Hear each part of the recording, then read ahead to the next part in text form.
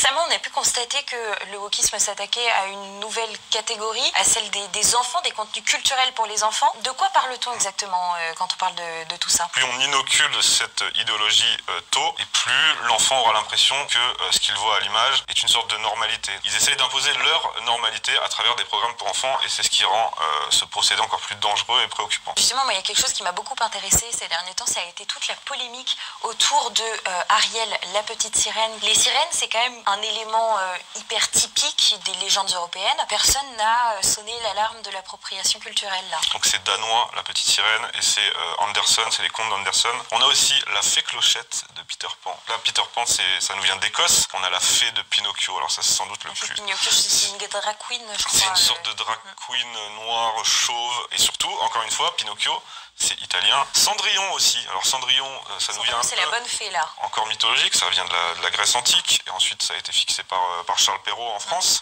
Blanche-Neige, alors là c'est magnifique. Bon, à la base c'est les frères Grimm. Pourquoi est-ce que personne n'a eu l'idée de remettre au goût du jour certaines légendes africaines, par exemple? Ça c'est quelque chose que j'ai du mal à comprendre. En fait, ces gens-là, ils ne nous vendent pas une vraie diversité, ça ne les intéresse pas. Ce qui les intéresse, c'est une sorte de melting pot qui au final donne une sorte de culture uniformisée où on vient détruire l'imaginaire européen. Il faut le noter, c'est une guerre culturelle qui est menée. À nous de mener la contre-offensive culturelle.